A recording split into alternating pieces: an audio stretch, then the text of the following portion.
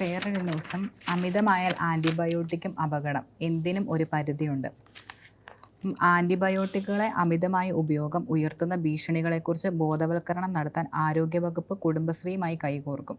രോഗാണുക്കൾക്കെതിരെ antibiotic ഫലിക്കാതെ വരുന്ന അവസ്ഥ വ്യാപകമായതോടെയാണിത്.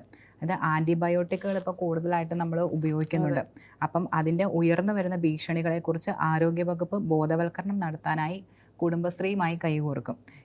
അതിൻ്റെ പ്രധാന കാരണമെന്ന് പറയുന്നത് ആൻറ്റിബയോട്ടിക് ഫലിക്കാതെ വരുന്ന അവസ്ഥ വ്യാപകമായതോടെയാണ്. ഡോക്ടറുടെ നിർദ്ദേശപ്രകാരമല്ലാതെ സ്വയം വാങ്ങി കഴിക്കുക, കുറിപ്പടിയില്ലാതെ മെഡിക്കൽ സ്റ്റോറുകളിൽ നിന്നും ആൻറ്റിബയോട്ടിക്കുകൾ വിൽക്കുക, ബാക്ടീരിയ മൂലമുള്ള അണുബാധയാണെന്ന് കൃത്യമായി വിലയിരുത്താതെ അനാവശ്യമായി ആൻറ്റിബയോട്ടിക്കുകൾ കുറിച്ച് നൽകുക, ഡോക്ടർ കുറിച്ച് നൽകുന്ന മരുന്നുകൾ കൃത്യമായും പൂർണ്ണമായും കഴിക്കാതിരിക്കുക എന്നിവയാണ് പ്രധാന പ്രശ്നങ്ങൾ. അനാവശ്യമായി ആൻറ്റിബയോട്ടിക്കുകൾ കുറിച്ച് നൽകുന്നത് ഒഴിവാക്കാനും ആവശ്യം വന്നാൽ തന്നെ പ്രതിരോധ സാധ്യത കുറവുള്ള ആക്സസ് ഗണത്തിൽപ്പെട്ട ആൻറ്റിബയോട്ടിക്കുകൾക്ക് നൽകാനും ഡോക്ടർമാരുടെ ഇടയിൽ പ്രചരണം നടത്തും. അപ്പോൾ ഇതിൻ്റെ പ്രത്യാഘാതം എന്ന് പറയുന്നത് പല രോഗാണുക്കളിലും ആൻറ്റിബയോട്ടിക് പ്രതിരോധത്തിൻ്റെ തോത് വളരെയധികം കൂടും. പിന്നെ ഇത് മരുന്നുകൾക്ക് ഏൽക്കാത്ത സ്ഥിതി ഉണ്ടാകും. പിന്നെ ശരീരത്തിൽ ആൻറ്റിബയോട്ടിക്കുകളെ പ്രതിരോധിക്കുന്ന ബാക്ടീരിയകളെ ഇത് കൂടുതലായിട്ട് സൃഷ്ടിക്കും. പിന്നെ നിശ്ചിത ദിവസത്തേക്ക് മാത്രം കൃത്യമായി കഴിക്കാനുള്ളതാണിവ. നിരന്തരമായി ഉപയോഗം കുട്ടികളിൽ വൻ പ്രത്യാഘാതമാണ് ഉണ്ടാക്കുന്നത്. അതെ, നമ്മൾ എന്തെങ്കിലും ഒരു പ്രശ്നം വന്നാൽ തന്നെ നമ്മൾ ഡോക്ടറെ കാണാൻ മടിയായിട്ട് അങ്ങനെയാണ് നമ്മൾ തന്നെ സ്വയം ചികിത്സിക്കുന്ന ഒരു ഇതാണ് ഇപ്പം നിലവിൽ. അപ്പം കഴിഞ്ഞ ഇടയ്ക്ക് ന്യൂസ് ഉണ്ടായിരുന്നു, ഈ പാരസെറ്റാമോളിൻ്റെ 10 ബാച്ചുകൾ കേന്ദ്ര സർക്കാർ നിരോധിക്കുകയാണെന്ന് പറഞ്ഞു.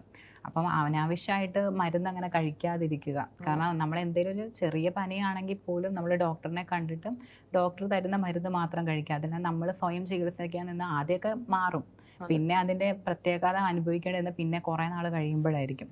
അപ്പം അങ്ങനെ ചെയ്യുക. പിന്നെ ഇത് മൃഗങ്ങൾക്കും അപകടകരമാണ്. ക്ഷീരകർഷകർ ഉൾപ്പെടെയുള്ള വൻമൃഗ ഡോക്ടറുടെ കുറിപ്പടിയില്ലാതെ പശുക്കൾക്ക് മരുന്ന് നൽകുന്നതും മരുന്ന് നൽകിക്കഴിഞ്ഞാൽ പാലിൽ ആൻറ്റിബയോട്ടിക്കിൻ്റെ അംശം കാണാനിടയുള്ള കാലയളവിനുള്ളിൽ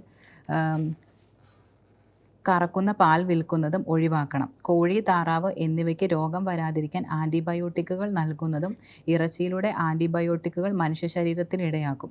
അണുബാധ ഒഴിവാക്കാൻ മുൻകരുതലുകളായി മൃഗങ്ങൾക്കും മത്സ്യകൃഷിയിലും ആൻറ്റിബയോട്ടിക്കുകൾ ഉപയോഗിക്കുന്നത് അപകടകരമാണ്.